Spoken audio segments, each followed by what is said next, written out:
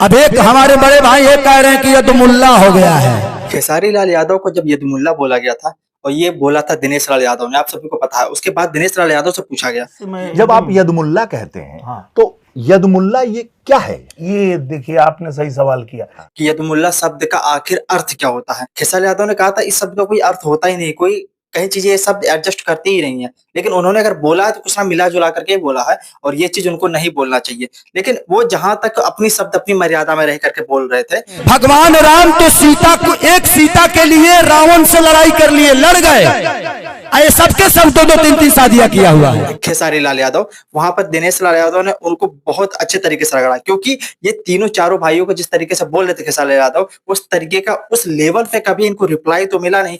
तब जाकर के दिनेश लाल यादव से जब ये पूछा गया कि यदमुल्ला का अर्थ बताइए, तो बहुत डिटेल में बताते हैं, जरा आप सुनिए। तो जब आप यदमुल्ला कहते हैं तो यदमुल्ला ये क्या है? ये देखिए, आपने सही सवाल किया। देखिए, मैंने कहा कि कैसा है वो मुस्लिम जो इस्लाम का नहीं, जो इस्लाम को नहीं मानता वो मुसलमान नहीं हो सकता। ठीक है, तो ये इस्लाम को तो मानते नहीं, मुसलमान तो है नहीं, तो इनको पूर्ण रूप से मुसलमान भी नहीं कह सकते। ठीक।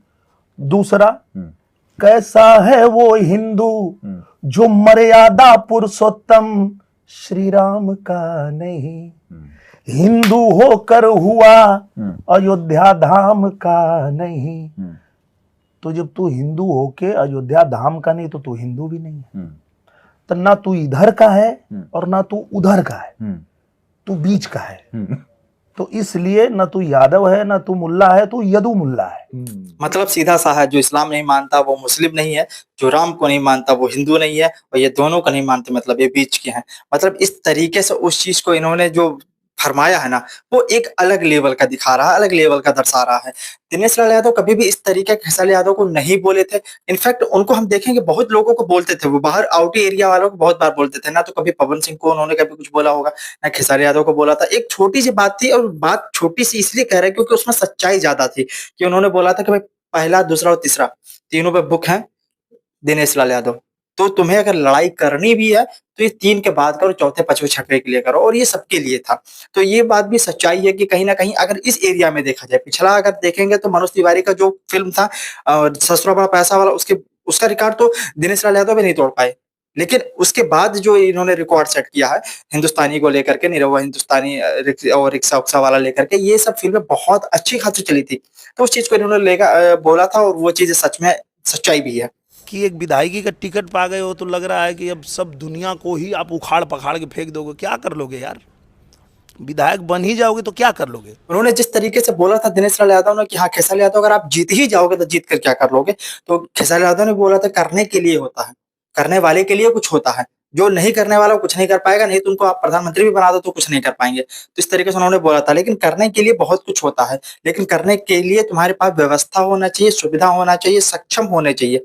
तुम्हें अभी उसके जॉनर में कुछ नहीं पता, इसलिए हो सकता है कि तुम बहुत कुछ बक ले जाओ। क्योंकि जब हम देखते हैं कि 15-16 साल वाले के बच्चों के लिए जब पूछो ना कि क्या होगे बड़ा बनकर, क्या करोगे, तो वो अक्सर यही बोलते हैं कि हम आईएएस बनेंगे, कोई कहता है हम डॉक्टर बनेंगे, कोई कहता है इंजीनियर बनेंगे, कोई हैया बनेगा, कोई हवा, बहुत बड़ी बड़ी सपनाएं। लेकिन वास्तविकता जब वो 22 साल 25 साल का जब होता है ना, तो उसको सच्चाई पता चलती है कि हम सच में ये चीज करने लायक हैं या नहीं। तो उसमें 1-2% ऐसे होते हैं जो कि इस चीज के लिए तैयार होते हैं, वो भी तत्काल रूप से तैयार होते हैं, क्योंकि उनको लगता है कि ये चीज बहुत आसान है, पैसा कमाना बहुत आसान है, हम तो करोड़ों में कमा लेंगे। आपके आसपास या खुद के मन में कभी रहा होगा तो ये चीजें लोग जानते हैं कि जब आदमी जब छोटा होता है, 15 साल 18 साल का होता है, तो उसे लगता है पैसा कमाना बहुत आसान। हमारे बाप ने नहीं कमा पाया, हमारे खानदान वाले ने किसी ने नहीं कमा पाया, लेकिन हम जब तक 30 साल के होंगे ना, कम से कम 1.5-2 करोड़ तो कमा के रख ही देंगे, कुछ नहीं होगा तो। और 50 साल होते होते तो 10-15 करोड़ कमा के रख देंगे। ये उनकी मनसा होती है, उनके दिमाग में ये चल रहा होता है कि बहुत जल्द हम ये सारी चीजें कर लेंगे। लेकिन ऐसा कुछ नहीं होता है, और जब वो बड़े होते हैं तब उनको समझ में आता है कि भाई कितना मुश्किल है। उसी तरीके खेसारी यादव का भी यही सारा प्रक्रम चल रहा है। अभी वो विधायक बने नहीं, इसलिए उनको लगता है कि ये सब बहुत आसान है। पता नहीं कितना फंड आएगा कि कोई 500-800 करोड़ दे देगा, जाकर के छपरा को बेहतर बनाओ। जिस तरीके से बेहतर बनाने के चक्कर में है, तो इनके सरकार वालों को भी लगता है कि भाई ये घर घर नौकरी देंगे देंगे, किस बेस पर नौकरी देंगे, उसका कोई मैनिफेस्टो में वो तो मेंशन कर दिए, लेकिन उसका विवरण भी तो देना चाहिए कि हम किस तरीके से देंगे, किस आधार पर देंगे, दे सकते हैं कि नहीं दे सकते हैं, उसका खुलासा किसी ने नहीं करा। उन्हीं में कोई बोलता है कि हम पूरा संविधान बदल देंगे, तो कोई कहता है कि 85% आरक्षण दे देंगे। तो ये अनपढ़ों को कौन बताएगा कि तुम जो चीज बोल रहे हो वो चीजें सच्चाई भी है, वास्तविकता है, कहीं एडजस्ट करती है, कुछ नहीं करता। लेकिन ये पूरी पार्टी का पूरा काम है सिर्फ बोल देना। अब वास्तविकता ये देखिए कि 14 नवंबर को रिजल्ट आने वाला है और कहा यह जा रहा है कि बहुत अच्छा खासा वोटिंग मिला है खेसारी लाल यादव को, स्टार्टम के हिसाब से भी और वैसे भी ऑलमोस्ट समझ लीजिए कि 80% चांस है कि खेसारी यादव जीत रहे हैं। बट रिजल्ट बताता है कि क्या होता है क्या नहीं होता है, क्योंकि अंदर जब भीड़ है तो अंदर कौन सा आदमी क्या दबा रहा नहीं दबा रहा है वो अलग चीज है।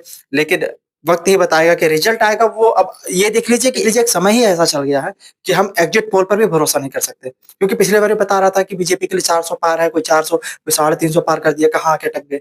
तो ये होता है कि एग्जिट पोल पर भी भरोसा करने लायक नहीं है, सीधा वक्त का इंतजार करो और वक्त पर जो चीज आएगी वो सामने आएगी। बाकी आपकी क्या राय है कि खेसारी यादव जीत सकते हैं, कमेंट बॉक्स में बताओ। मिलते हैं अगले वीडियो में कोई नया फैक्ट के साथ, तब तक के लिए इजाजत दीजिए।